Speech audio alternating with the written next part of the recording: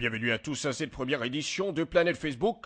Et grâce à nos chers Facebookers, comme d'habitude, aucune analyse sur l'actualité ne pourra nous échapper.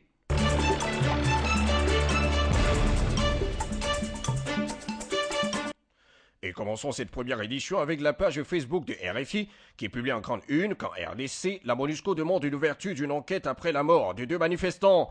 C'est la chute de nouveaux obus ce samedi sur un quartier populaire de Goma qui a déclenché la colère des charlatans de la ville, des habitants exaspérés qui demandent depuis des mois à la MONUSCO d'aller combattre la rébellion du M23. Ces civils ne comprennent pas que des obus puissent encore tomber sur la ville, alors que la mission de l'ONU avait annoncé le mois dernier la mise en place d'une zone de sécurité autour de Goma pour protéger le secteur. Des manifestations ont donc eu lieu samedi et certains cortèges ont pris la direction d'une base de la MONUSCO. La tension est montée et la police congolaise est venue disperser la foule. C'est une information qui n'est pas passée sous silence. Nos somptueux Facebookers ont bien sûr trouvé une occasion en ce sujet de s'exprimer. Et le premier nous dit qu'il ne sait pas encore à quoi sert l'ONU si elle n'est jamais parvenue à installer la paix dans les régions en conflit. Rappelons qu'en 1994, elle était présente au Rwanda lorsque les fameux crimes contre l'humanité se perpétraient tout comme au Kosovo et dans beaucoup de territoires au monde. Pour un autre, la MONUSCO a pour mission de compter les morts après les combats. Tous sont en fait des hypocrites. Un autre encore dit que partout où sont les forces onusiennes, il n'y a jamais la paix. Ils sont là juste pour s'assurer que les ressources sont en train d'être bien exploitées par les Occidentaux. Et le dernier pense pour sa part que les casques bleus de l'ONU n'ont jamais défendu l'Afrique. Et il dit « Nous ne voulons pas d'eux, ils doivent rentrer chez eux ».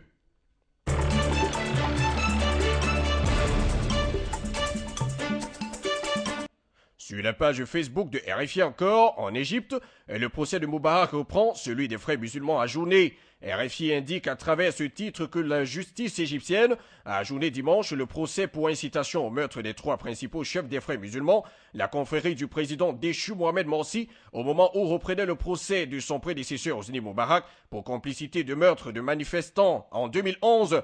Le procès du guide suprême des frères musulmans, Mohamed Badi, et de ses adjoints qui n'étaient pas présents pour des raisons de sécurité, selon des sources de sécurité, a été ajourné au 29 octobre afin qu'ils puissent y assister. Et les 3 dirigeants islamistes encourent avec 3 autres membres de leur confrérie la peine de mort pour meurtre de 8 manifestants tués devant le quartier général des frères musulmans au Caire le 30 juin passé.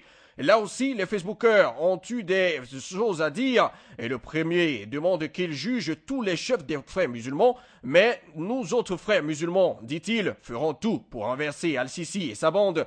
Un autre dit que c'est un paradoxe. Morsi, démocratiquement élu, est emprisonné. Pendant ce temps, le dictateur Hosni Moubarak est remis en liberté. Et il dit en plus qu'il est en train de voir comment Moubarak revient petit à petit aux affaires. Un autre encore crie au scandale en nous rappelant que le prophète Mohammed n'a jamais terrorisé l'islam comme le font les Égyptiens aujourd'hui. Pour le dernier, tous les dirigeants doivent être jugés et condamnés. Cela servira peut-être de leçon aux autres. Choukran.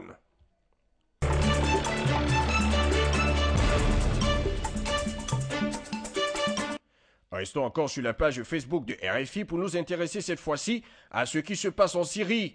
Il se dit ici que les inspecteurs de l'ONU pourront se rendre à partir de ce lundi 26 août sur le site de l'attaque chimique présumée de mercredi dernier près de Damas. Déjà en Syrie depuis une semaine, la délégation n'avait jusqu'à présent pas l'autorisation du régime syrien d'y accéder. Damas a promis d'observer un cessez-le-feu durant la visite. Des inspecteurs sur le site, a précisé l'ONU. Mais plusieurs journalistes ont signalé des explosions lundi matin à côté de l'hôtel où séjournent les inspecteurs. Et s'exprimant dans un quotidien russe, le président Bachar al-Assad a qualifié d'insensé les accusations d'attaque chimique. Mais notons tout de même que pour les Facebookers, il y a quand même anguille sous roche. Voilà pourquoi le premier pense sincèrement que le dossier syrien est réellement très complexe. On ne pourra pas savoir qui des rebelles ou des autorités ont raison. Et il faut que cette terreur prenne fin. Trop de gens ont payé de leur sang pour rien. Pour un autre, après avoir effacé toutes les preuves, le terroriste Bachar al-Assad autorise les enquêteurs des nations inutiles. C'est une expression qui peut faire objet d'un bon titre d'un article de journal. Un autre encore affirme pour sa part que ce que l'ONU fait, c'est du n'importe quoi pour envahir la Syrie, comme c'était le cas en Irak.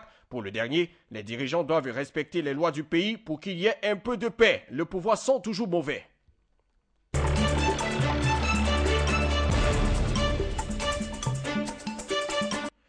Et terminons cette édition toujours sur la page Facebook de RFI pour rendre un vibrant hommage à un homme qui a participé il y a 50 ans de cela à une entente et une acceptation mutuelle entre les hommes de toutes les races. On se souvient encore aujourd'hui de son fameux discours « I have a dream ». 50 ans après, plus de 150 000 personnes se sont donné rendez-vous à Washington sur le National Mall devant la statue d'Abraham Lincoln, là où il y a plusieurs années, 5 décennies précisément, Martin Luther King prononçait son célèbre discours devant une foule immense de toutes les origines sous le slogan « L'égalité maintenant ». Le révérend noir fit un vibrant appel à l'égalité de droit entre noirs et blancs, à la paix et à la justice. Ce rassemblement a justement permis de faire le bilan sur l'égalité des droits aux États-Unis.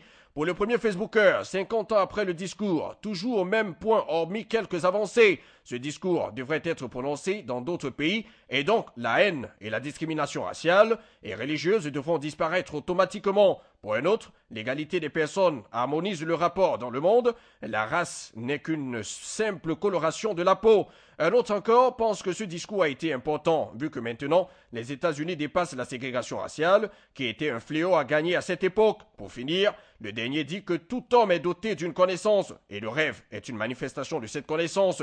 Martin Luther King est un homme de Dieu qui avait les pieds sur terre. Seul le courage paye finalement.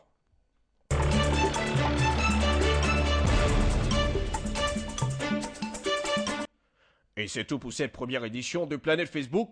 Rendez-vous sur le www.afriquemedia.tv et ou encore sur notre page Facebook Afrique Média. Et rassurez-vous, comme d'habitude, grâce à nos chers Facebookers, aucune analyse sur l'actualité ne pourra nous échapper. Que Dieu protège le monde.